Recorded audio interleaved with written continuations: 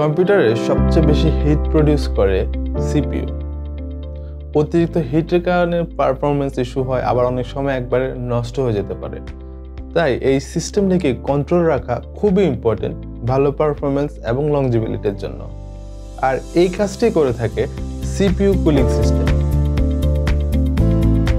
Hello everyone, আমি জুবাইর, সবাইকে স্বাগতম জানাচ্ছি স্মার্ট এর নতুন আরেকটি ভিডিওতে। আমরা আমাদের CompTIA প্লাস কোর 1 সিরিজের 4th এপিসোডে চলে এসেছি। আজকের ভিডিওতে আমরা কথা বলবো সিপিইউ কুলিং সিস্টেম নিয়ে। সিপিইউ কুলিং সিস্টেম কি, কিভাবে ইনস্টল করতে হয়, হিট সিঙ্ক কি, থার্মাল পেস্ট কি, এছাড়া আরো অন্যান্য জিনিস নিয়ে। এখন আপনি নিশ্চয়ই ভাবছেন সিপিইউ কুলিং সিস্টেম আপনার কেন দরকার। যখন আপনি একটা কম্পিউটার চালান, যদি ফ্যান বন্ধ হয়ে যায় তার মানে আপনার হিট সিঙ্ক ক্লগড আপ হয়ে গেছে, তখন দেখবেন আপনার সিস্টেম আর কাজ করছে না। এখন আপনি নিশ্চয়ই ভাবছেন হিট সিঙ্ক কি। হিট সিঙ্ক একটা মেটাল কম্পোনেন্ট, এটি তামা বা অ্যালুমিনিয়াম দিয়ে তৈরি করা হয়। এটা এমনভাবে তৈরি করা যাতে তাপ শোষণ করতে পারে এবং ফ্যানের মাধ্যমে ডিস্ট্রিবিউট করে দিতে পারে বা ছড়িয়ে দিতে পারে। এটার বড় সারফেস এরিয়া এবং তাপ পরিবাহী বৈশিষ্ট্য এটাকে সিপিইউ কুলিং সিস্টেমের একটি গুরুত্বপূর্ণ অংশ করে তোলে। ফ্যান বেশ কয়েক ধরনের হয়ে থাকে, আপনার রিকোয়ারমেন্টস অনুসারে আপনি ফ্যান ইউজ করবেন। তবে সবসময় একটা জিনিস মাথায় রাখবেন, সেটা হচ্ছে স্ট্যাটিক প্রেসার, এয়ার ফ্লো এবং নয়েজ লেভেলস। 80 mm থেকে শুরু করে একবারে 200 mm পর্যন্ত বেশ কয়েক সাইজের ফ্যান হয়ে থাকে। নর্মালি আমরা সিপিইউতে 120 mm ফ্যানটাই বেশি ইউজ করে থাকি এবং যেটাকে আমরা ওয়ার্ক হর্সও বলে থাকি। আর সিপিইউ কেসগুলোতে বা পিসি কেসগুলোতে 180 mm বেশি ব্যবহার করা হয়। থার্মাল পেস্ট, যাকে থার্মাল কম্পাউন্ডার বলা হয়, সিপিইউ এবং হিট সিঙ্কের মাঝে ক্ষুদ্র ক্ষুদ্র অনেকগুলো গ্যাপ থাকে যেগুলো আমরা খালি চোখে দেখতে পাই না।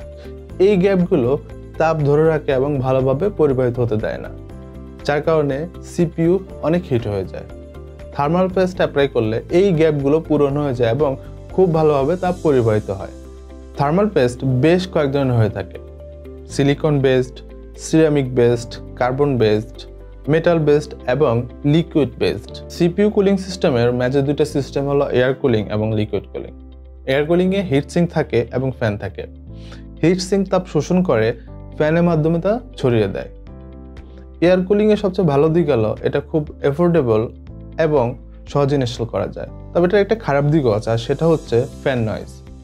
আপনার সিস্টেম যখন পুরনো হতে থাকবে, বিশেষ করে 1 বছর বা 2 বছর পার হয়ে গেলে এটা ফ্যান নয়েজটা বাড়তে থাকে, তবে এটা খুব কম দামি হয়ে থাকে।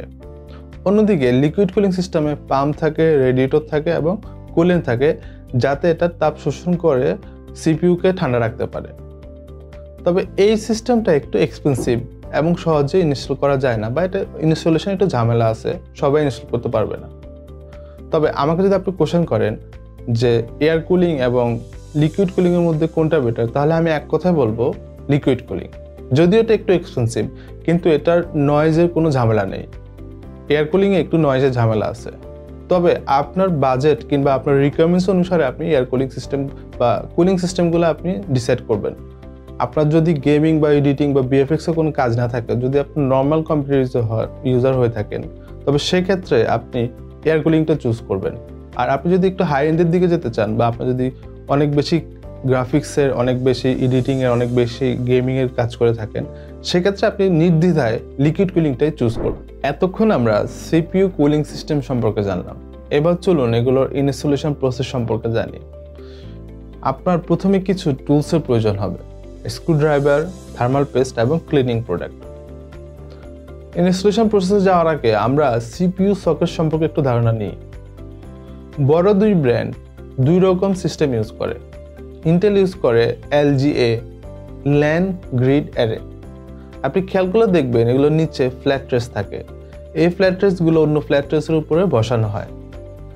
এবার এর পাশে একটু দেখেন জিপ আছে, জিরো ইনসারশন ফোর্স। এটা একটা হুকের মতো। এটা সিপিইউকে খুব সুন্দরভাবে বসতে হেল্প করে এবং ভেঙে যাওয়া থেকে প্রোটেক্ট করে।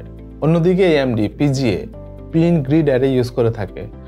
এটা সিপিইউকে খুব সুন্দরভাবে বসতে হেল্প করে। তবে একটা জিনিস মাথায় রাখবেন, এটা ইউজ করার সময় পিনে যাতে আপনার হাত না লাগে। আপনার হাত লাগলে অনেক সময় পিনটা ভেঙে যেতে পারে। আর যদি একবার ভেঙে যায়, সেক্ষেত্রে এই সিস্টেমটা আর কাজ করবে না বা ঠিকভাবে বসবে না।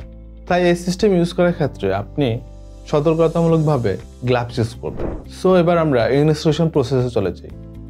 এয়ার কুলিংয়ের ক্ষেত্রে প্রথমে সিপিইউ ইনস্টল করুন। এরপর সিপিইউর ফ্যানটা মাদারবোর্ডের সাথে কানেক্ট করুন। মাদারবোর্ডে সিপিইউ ফ্যান পিন থাকে। লিকুইড কুলিংয়ের ক্ষেত্রে প্রথমে রেডিয়েটর মাউন্ট করুন। এরপর সিপিইউর সাথে পাম্প অ্যাটাচ করুন। তারপর পাওয়ার কেবলসগুলো কানেক্ট করুন। ব্যাস, এরপর আপনার পিসি অন করে দেখুন আপনার সব কিছু চলছে কিনা। কম্পিউটার একটি স্ট্রাকচার্ড ফ্রেমওয়ার্ক আছে প্রবলেম রিজলভের জন্য, যেটাকে আমরা কম্পিউটার প্লাস ট্রাবল শুটিং মডেলও বলতে পারি। Step 1, identify the problem. প্রথমে আপনার প্রবলেমটা বোঝার চেষ্টা করুন। কী ধরনের প্রবলেম হচ্ছে সেটা আইডেন্টিফাই করুন। সিমটমসগুলো কি কি সেটাও বোঝার চেষ্টা করুন। স্টেপ 2 হচ্ছে establishing a theory of probable cause. আপনার কি ধরনের প্রবলেম হচ্ছে সেটার উপরে একটা থিওরি তৈরি করুন। ধরুন আপনার লুজ কানেকশন হচ্ছে কিনা, বা সফটওয়্যার গ্লিচ হচ্ছে কিনা, বা কেবল কানেকশন কত সমস্যা হচ্ছে, কেবল ছিঁড়ে গেছে, এই ধরনের একটা থিওরি তৈরি করুন। স্টেপ 3 হচ্ছে test the theory to determine the cause. আপনি এতক্ষণ যে থিওরিটা চিন্তা করছেন সেটা টেস্ট করুন। আপনার যেই কম্পোনেন্টগুলো সমস্যা মনে হচ্ছে সেগুলো চেঞ্জ করুন এবং ট্রাই করে দেখুন আপনার সিস্টেমটা আবার সচল হয়েছে কিনা। ডায়াগনস্টিক টুলস ব্যবহার করে আপনার প্রবলেমটা কনফার্ম করুন। Establish a plan of action and implement the solution. কয়েকটি ধাপের একটি প্ল্যান সাজান ইস্যুগুলো রিজলভ করার জন্য। প্রথমে সবচেয়ে কমন প্রবলেমটি ধরুন। আপনি এটা নিশ্চিত করুন যাতে সিস্টেমে কোনো ডিসরাপশন না থাকে।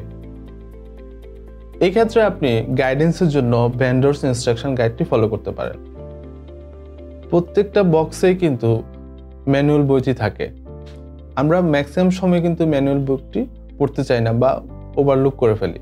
Step 5, verify the problem functionally. আমাদের এই ধাপে নিশ্চিত করতে হবে যাতে আমাদের প্রবলেমটা আর না থাকে নর্মাল কন্ডিশনে। Step 6, documents findings action and solution.